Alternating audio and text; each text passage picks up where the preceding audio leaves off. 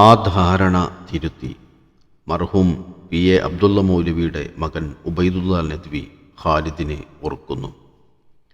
1989 കണ്ണൂർ ജില്ലാ SSF പഴശ്ശി ഡാമിൽ സംഘടിപ്പിച്ച ദ്വിദിന നേതൃപരിശീലന ക്യാമ്പിൽ ഖുർആനിലൂടെ എന്ന വിഷയം അവതരിപ്പിക്കാൻ എന്നെ വീട്ടിൽ വന്ന് ക്ഷണിച്ചതു മുതൽ കാണാം മർഹൂം ഖാലിദുമായുള്ള ബന്ധത്തിൻ്റെ തുടക്കം.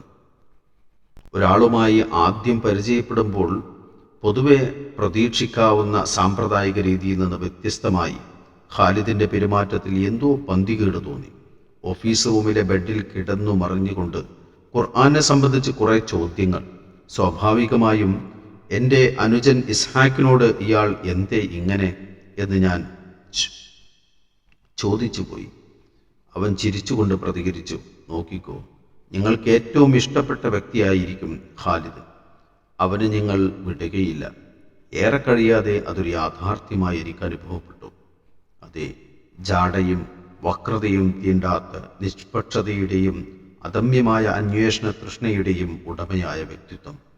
പ്രസ്തുത ക്യാമ്പിനു ശേഷം ഒരാഴ്ച കഴിഞ്ഞ് സഅദിയ ആർട്സ് കോളേജിൽ എൻ്റെ സഹാധ്യാപകനായി ഖാലിദ് സേവനം ആരംഭിച്ചപ്പോഴാണ് ഖാലിദ് എന്ന അപൂർവ വ്യക്തിത്വത്തെ അടുത്തറിയുന്നത്.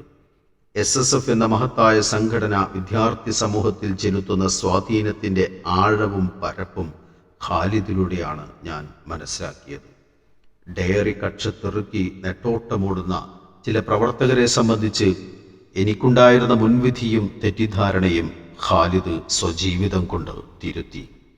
ഉറക്കമൊഴിച്ച് ദീർഘസമയം എന്തൊക്കെയോ കുത്തിക്കുറച്ച് വൈകിക്കിടന്ന് തഹജ്ജുദ് നിസ്കരിക്കാൻ ഉണരുന്ന ഖാലിദ് സംഘടനാ പരിപാടികൾ കഴിഞ്ഞ് അർദ്ധരാത്രിക്ക് ശേഷം സഅദിയയിലെത്തി സുബഹി നിസ്കാരത്തിനായി മറ്റുള്ളവരെ വിളിച്ചുണർത്തുന്ന ഖാലിദ്.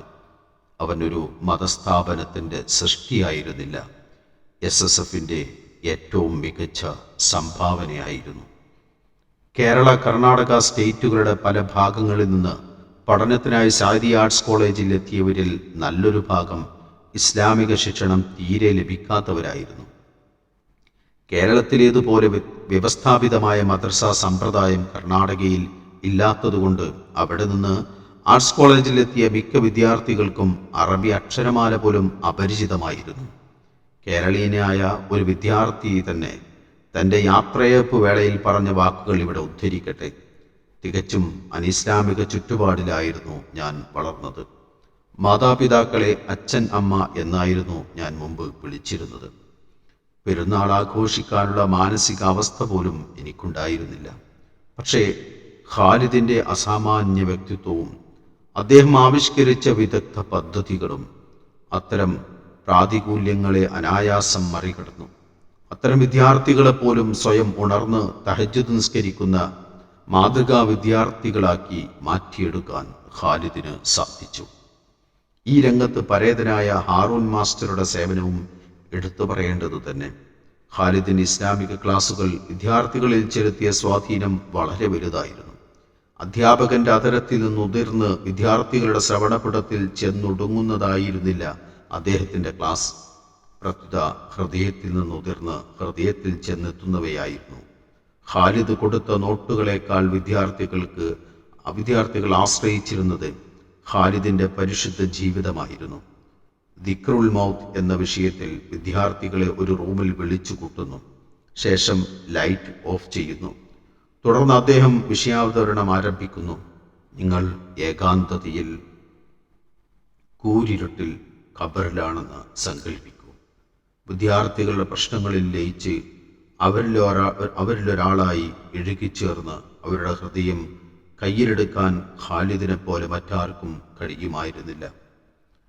ഒരിക്കൽ ആർട്സ് കോളേജിൽ ഒരു വിദ്യാർത്ഥിയുടെ മാതാവ് സുഖമില്ലെന്ന് എവിടെ നിന്നോ വിവരം കിട്ടി.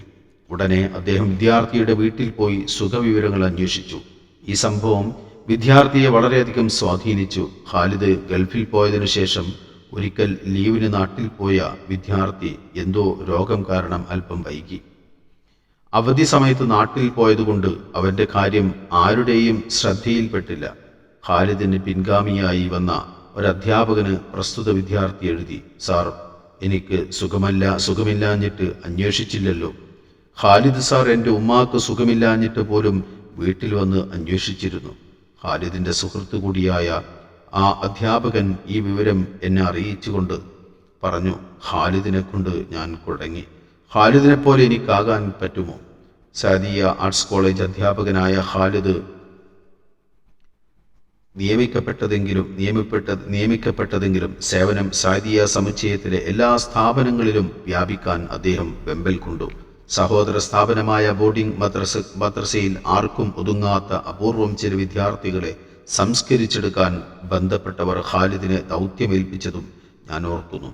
ശരീഅത്ത് കോളേജിലെ മുതവ്വൽ വിദ്യാർത്ഥികൾ കുത്തുബ്ഖാന വേണ്ടതുപോലെ ഉപയോഗപ്പെടുത്തുന്നില്ലെന്ന് ഖാലിദ് പറഞ്ഞു.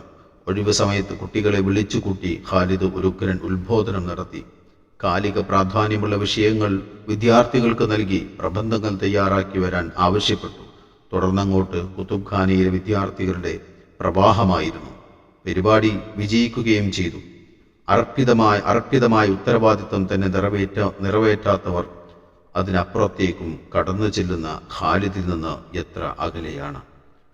3 വർഷക്കാലം സാദിയയിൽ സ്തുത്യർഹമായ സേവനമനുഷ്ഠിച്ചതിനു ശേഷം ഖാലിദിൻ്റെ സലാലയാത്ര അക്ഷരാർത്ഥത്തിൽ ഒരു ശാരീരിക വിട മാത്രമായിരുന്നു.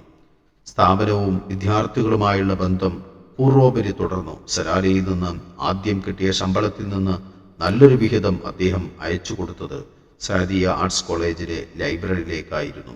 മാത്രമോ, സലാലയിൽ നിന്ന് ആർട്സ് കോളേജ് വിദ്യാർത്ഥികൾക്ക് അദ്ദേഹം ക്ലാസ് എടുത്തു.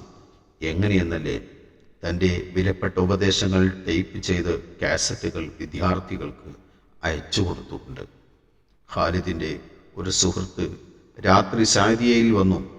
ഖാലിദ് സ്ഥലത്തുണ്ടായിരുന്നില്ല, ഏതോ ഒരു പരിപാടിക്ക് പോയതായിരുന്നു.